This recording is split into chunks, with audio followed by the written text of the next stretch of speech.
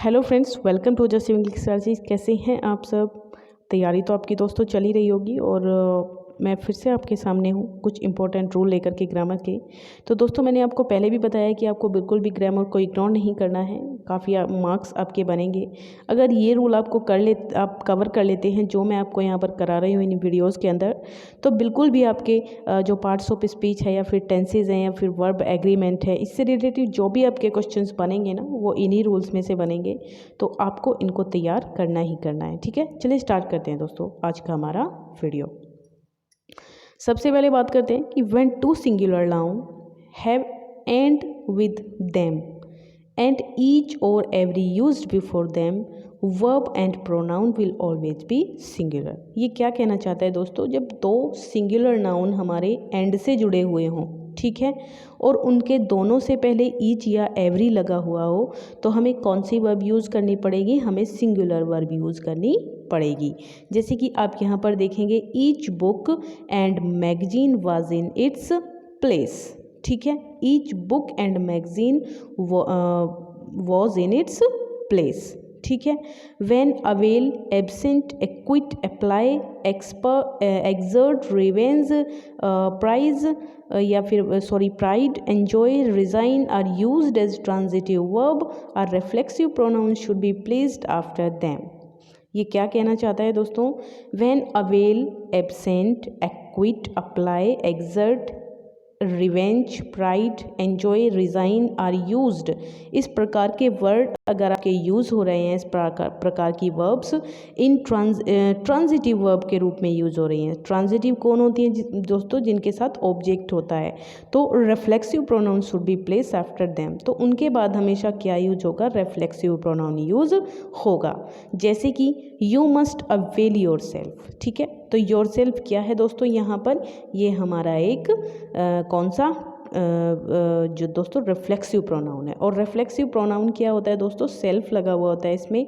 You must avail your self, जब किसी काम को इंसान खुद ही करने पे जोर देता है तो वहाँ पर रिफ्लेक्सिव प्रोनाउन होता है। चलिए दोस्तों, next, hide burn dash feel spread draw rest roll enlist break bath keep move open feed qualify stale stop gather are some verbs that do not have reflexive pronoun and hence they should be used as intransitive verb। ठीक है, ये कुछ ऐसी verbs होती हैं दोस्तों जो do not have reflexive pronoun, जिनका कोई भी रिफ्लेक्सिव प्रोनाउन इनके साथ यूज़ नहीं होता है, तो ये इंट्रांजिटिव वर्ब के रूप में यूज़ होती हैं। कैसे? तो नेक्स्ट हमारा रूल है, when two pronoun are joined by either or neither nor, जब दो नाउन हमारे प्रोनाउन either or या फिर neither nor से जुड़े हुए होते हैं और possessive case will be according to the last pronoun, और जो लास्ट वाला प्रोनाउन है, सेकंड नंबर का जो प्रोनाउन है, उसमें अगर पजेसिव केस होता है दोस्तों, है ना, अधिकार शो हो रहा है किसी चीज़ पे, तो वहाँ पर क्या होता है? According to the last pronoun. तो जो अधिकार शो होता है दोस्तों, वो किसके अकॉर्डिंग शो होता है? वहाँ पे जो हमारा सेकेंड वाला है, लास्ट वाला प्रोनाउन है, उसी के अकॉर्डिंग हम वहाँ पे पजेसिव प्रोनाउन यूज़ करते हैं। कैसे? Neither you nor he can get this share, neither you nor he can get this share. तो ये यहाँ पर नाइदर यू नॉर ही के अकॉर्डिंग यहाँ पर गेट आया है दोस्तों। ठीक है, चलिए next, pronoun is used in nominative case after verb to be. For example, pronoun is used in nominative case, हमारा प्रोनाउन नॉमिनेटिव केस में यूज होता है आफ्टर टू बी वर्ब। मतलब टू बी वर्ब कौन कौन सी हो जाती हैं दोस्तों? Is am are was were हमारी टू बी वर्ब होती हैं। तो इनके साथ अगर pronoun used in nominative case, है ना, इनके बाद जो प्रोनाउन यूज होता है वो हमेशा नॉमिनेटिव केस में यूज होता है। कैसे? It is not me when who can do this, it is not me who can do this, who not whom do you think I am. ठीक है, इट इज़ आई। ठीक है, तो दोस्तों यहाँ पर नॉट मी मतलब मी नहीं आएगा, यहाँ पर आई आएगा। नॉमिनेटिव केस का मतलब क्या होता है? जब कोई चीज़ सब्जेक्ट फॉर्म में यूज होती है, ठीक है। और पजेसिव जब कोई चीज़ ऑब्जेक्ट फॉर्म में यूज़ होती है तो उसको पजेसिव केस में हम कह सकते हैं। और नॉमिनेटिव केस में जब कोई नाउन में या फिर प्रोनाउन के रूप में यूज़ होती है, सब्जेक्ट के रूप में यूज़ होती है। जैसे कि इट इज़ आई आएगा यहाँ पर, नॉट मी नहीं आएगा। अगर मी आप यहाँ पर कर देते हो तो रॉन्ग हो जाएगा। ऐसे ही हु नॉट होम, ठीक है, हमेशा हु स्टार्टिंग में आता है, कभी भी होम यूज़ नहीं आता है। Do you think I am. चलिए नेक्स्ट क्या कहता है, if pronoun is an objective case, यदि कोई प्रोनाउन हमारा ऑब्जेक्टिव केस में यूज़ हो रहा है दोस्तों, तो वहाँ पर क्या होता है, before verb to be, verb to be से पहले कोई प्रोनाउन हमारा ऑब्जेक्टिव फॉर्म में है तो pronoun will be in objective case. तो प्रोनाउन कौन सी केस में होगा, ऑब्जेक्टिव केस में होगा। जैसे कि whom, not who, do you think take me to be, before to be me, ठीक है, मी आएगा बिफोर टू बी। यहाँ पर देखिए ये बाद में आया है, समझ रहे हैं ना आप मेरी बात को। यहाँ पर क्या कह रहा है, objective case before verb to be. अगर ऑब्जेक्टिव केस में कोई हमारा प्रोनाउन है वर्ब से पहले, तो जो pronoun will be in objective case, तो हमारा जो प्रोनाउन है वो ऑब्जेक्टिव केस में यूज़ होगा। जैसे कि whom, not who, whom do you think take me to be, before to be, ठीक है। Next, interior, ulterior, exterior, major, minor, former, latter, upper, outer, inner are used only in 1 degree. दोस्तों हमारी 3 degrees होती हैं, positive degree, comparative degree, superlative degree. Positive degree simply अगर हम किसी चीज़ की क्वालिटी बता रहे हैं तो वो एग्जेक्टिव की जो है पॉजिटिव डिग्री में होता है। हर एग्जेक्टिव सबसे पहले अपनी पॉजिटिव डिग्री में होता है। अगर हम दो लोगों की हम तुलना कर रहे हैं, ठीक है, 2 क्वालिटीज़ की हम तुलना कर रहे हैं, तो वहाँ पर हो जाता है हमारा कौन सा, कंपैरेटिव डिग्री। और सुपरलेटिव डिग्री होती है 3rd डिग्री। तो जो सुपरलेटिव डिग्री होती है दोस्तों, सुपरलेटिव डिग्री किस में यूज होती है, जो अगर एक की तुलना बहुत सारों से की जा रही है, मतलब एक को जो है बेस्ट या फिर वर्स्ट बताया जा रहा है बहुत सारे लोगों के साथ में, ठीक है। तो ये क्या होता है दोस्तों, तो after is used after no preposition, मतलब इंटीरियर, अल्टीरियर, एक्सटीरियर इन सब के बाद प्रीपोजिशन यूज नहीं होती है। कैसे, this is a major accident, this is a major accident, the outer portion of the building is in a bad condition, outer portion of this building is in bad condition. तो ये positive degree है हमारी, no preposition used in after them, इनके बाद कोई preposition use नहीं होता है क्योंकि ये अपनी पॉजिटिव डिग्री में होते हैं ऑलवेज। दूसरा, than is placed after adjective is comprehensive degree, while the is placed before adjective in superlative degree। For example, ये क्या कहना चाहते हैं दोस्तों, than is placed after adjective degree, adjective degree के बाद में देन कब आता है, जब कॉम्प्रीहेंसिव डिग्री हो, while the is placed before adjective degree, जबकि एडजेक्टिव डिग्री से पहले द आता है ऑलवेज, सुपरलेटिव डिग्री से पहले दी आता है, और जो हमारी कंपैरेटिव डिग्री है उससे पहले देन आता है। जैसे कि she is taller than her sister, मतलब वह अपनी सिस्टर से, she is taller than her sister, वह अपनी सिस्टर से बड़ा है, तो टॉलर देन तो है ना। और यहाँ पर ही इज़ द बेस्ट बताया जा रहा है, तो सुपरलेटिव डिग्री से पहले ऑलवेज दी लगता है दोस्तों।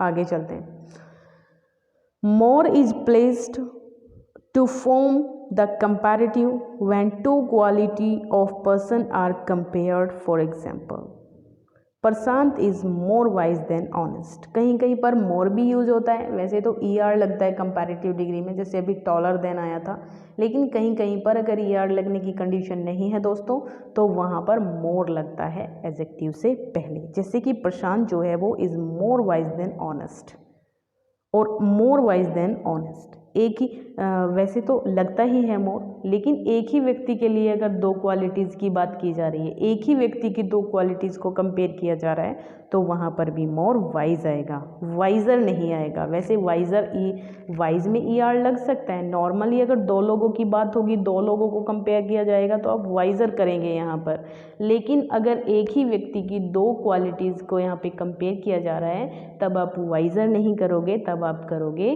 क्या करोगे दोस्तों, मोर वाइज।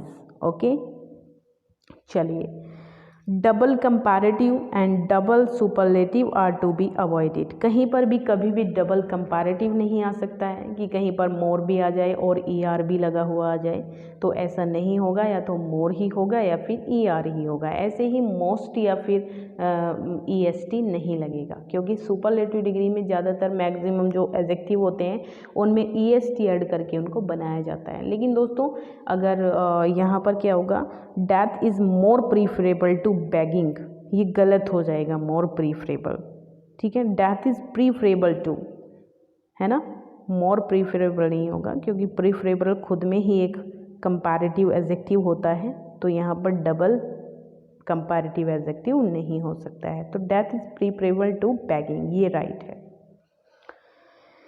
नेक्स्ट आइए दोस्तों, नो कंपैरेटिव और superlative is used after these adjectives. इन एडजेक्टिव के बाद कभी भी सुपरलेटिव या फिर कंपैरेटिव डिग्री यूज नहीं होती है। कौन कौन से हैं देख लेते हैं। एब्सोल्यूट होगा आपका, एनुअल होगा, चीफ होता है, सर्कुलर होता है, एंटायर, एक्सट्रीम होता है, फुल होता है, इम्पॉसिबल है, परफेक्ट है, राइट है, राउंड है, यूनिक, आइडल, प्रीफरेबल, यूनिवर्सल। ये जितने भी आपके एडजेक्टिव होते हैं इनके कंपैरेटिव और सुपरलेटिव डिग्री इनके साथ नहीं लगती है। जैसे कि एग्जांपल हम देख लेते हैं, it is the most ideal object.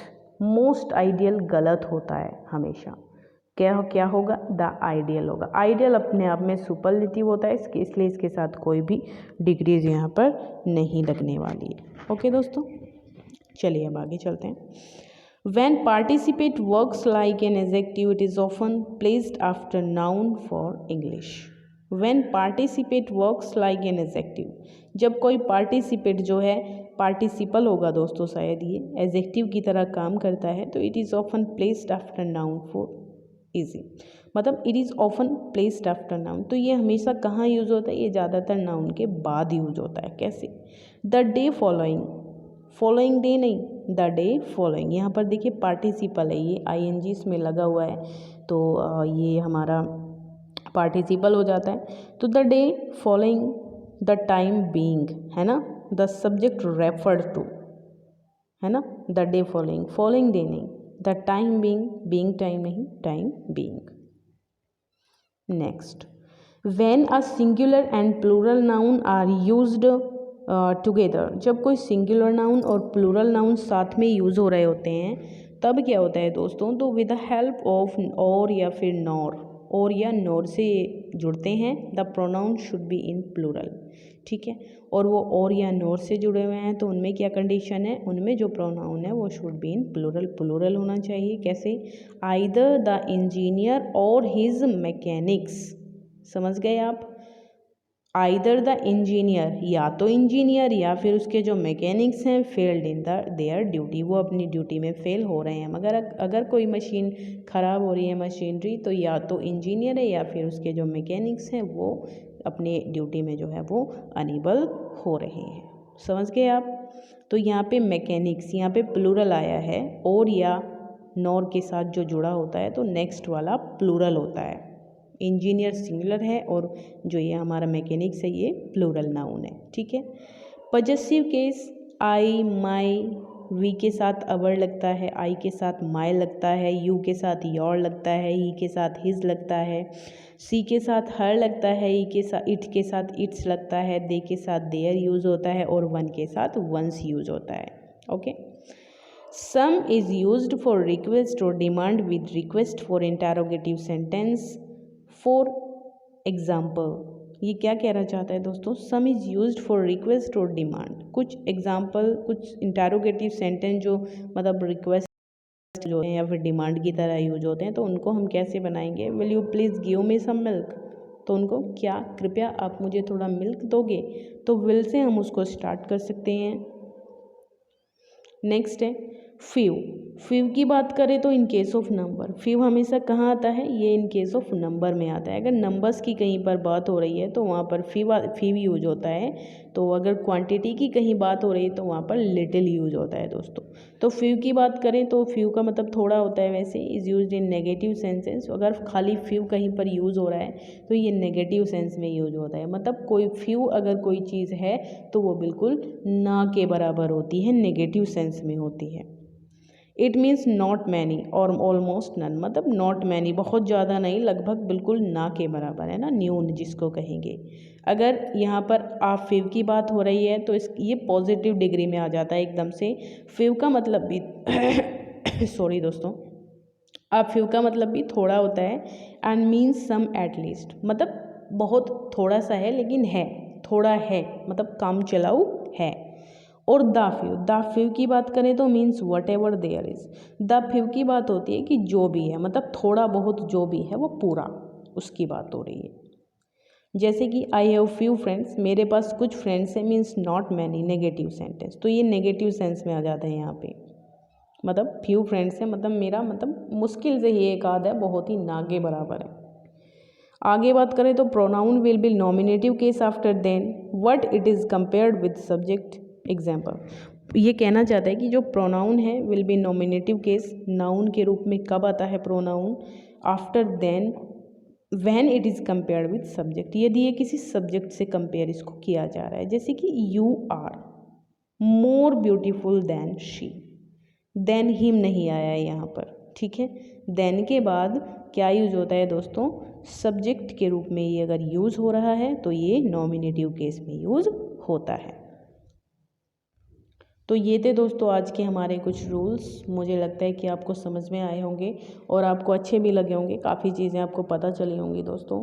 अगर आप अपने चैनल पे आप नए हैं तो प्लीज़ सब्सक्राइब ज़रूर कर दीजिए, क्योंकि आगे भी आपको बहुत बेहतरीन वीडियो मिलने वाले हैं ग्रामर के तौर पर। मुझे लगता है लिटरेचर बहुत लोग पढ़ा रहे हैं, लेकिन ग्रामर जो है वो बहुत कम लोग पढ़ा रहे हैं, तो ये आपके लिए काफ़ी अच्छा सिद्ध हो सकता है आपके एग्ज़ाम्स के नज़रिए से, है ना। तो थैंक यू दोस्तों लेक्चर को वॉच करने के लिए। Thank you so much, bye bye, take care.